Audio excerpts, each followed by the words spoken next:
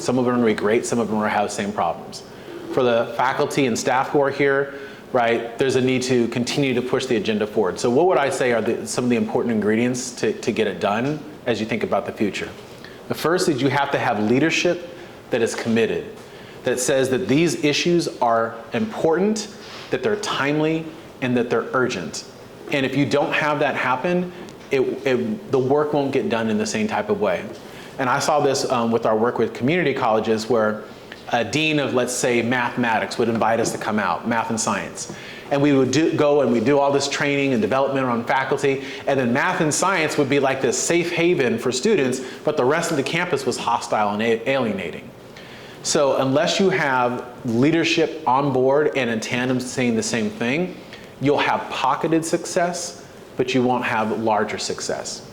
The second thing that I would say is you have to believe what people say. It's very easy to get defensive, especially when you are receiving critiques about what you've done or haven't done. And a lot of times I think the response from many leaders is to simply shut down or to ignore or to invest their time in areas where they think that they're going to get the most gratitude and satisfaction, because leaders are human too. I think that doesn't really work. I think that you have to first believe what people say, but you also have to ask them. And then you have to be willing to listen, and listen in a way that is actually going to change what you do. Third thing I would say that you have to do is you have to have a plan. Where there is no plan, the people perish. It's a Bible verse, right? I mean, I do think that that's an important component of the work that has to take place, is you have to know exactly what it is that you want to accomplish. And then you have to have goals and accountability to get there. So one example of that is within our division, we have a goal for racial equity for every single department. Every single area has a goal this year that says that SDSU is part of the CSU system, and the CSU system that, based on graduation 2025, we should be focused on advancing the success of Black, Latinx, Native American students, period. That's not from me, that's from the system. System says that. And so what we did is we gave every area a goal that specifically focuses on racial equity. So first they have to look at their data and they have to identify where the problems are. They got to count. The second is that they need to then identify equity-based strategies that are going to help to ameliorate whatever those barriers are that they identify. So they have to strategize. And then the third thing is they have to basically engage in doing it and then submit a report that goes along with it. So action plus accountability.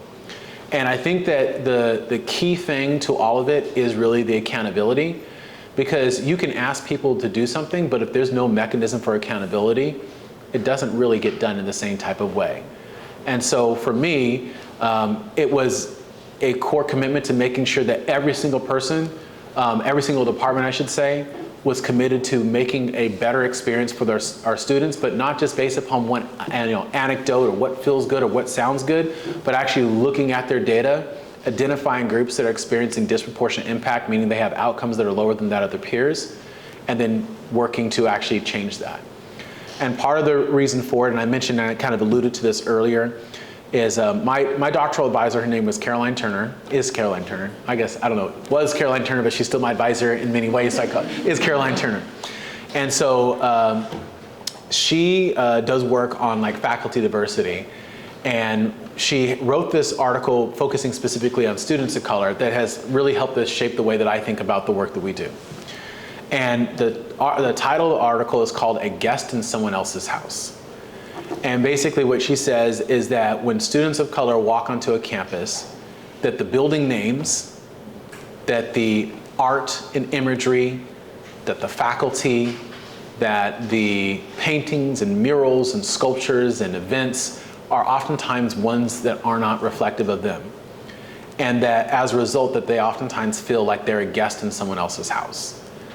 And as a guest, you wouldn't expect to see anything that would be different or would change that, because it's not your home. And so for my commitment as a leader, I think our division's commitment, I think the university's commitment, is that we're not going to basically let our students think that they're guests in someone else's house, that they're going to see SDSU as their home. So that's a philosophical way of thinking about the work that we do that I think is kind of like core to each of those different things, identifying, strategizing, acting, and accountability. But at the core of it is the desire to make it so that no matter what student comes to SDSU, that they know that they're not a guest in someone else's house, but they're home. Thank you.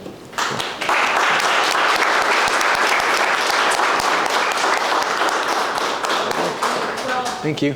You're welcome. Well, this is the end of our session with our keynote. We do want to welcome you to refreshments and appetizers. Our panelists and myself will be here if you have any questions about Empoderación and Educación. But for now, we're going to let Dr. Wood hit the road because he has an appointment with the president. Yeah. And one last round of applause. Just thank you so much.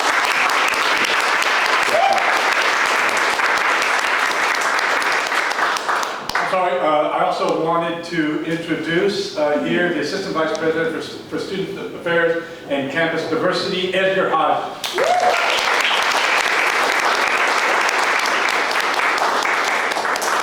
Edgar has been absolutely core to getting this work done. He was an AVP in IT, and while he's really great at IT, he's even better at supporting students, so we stole him.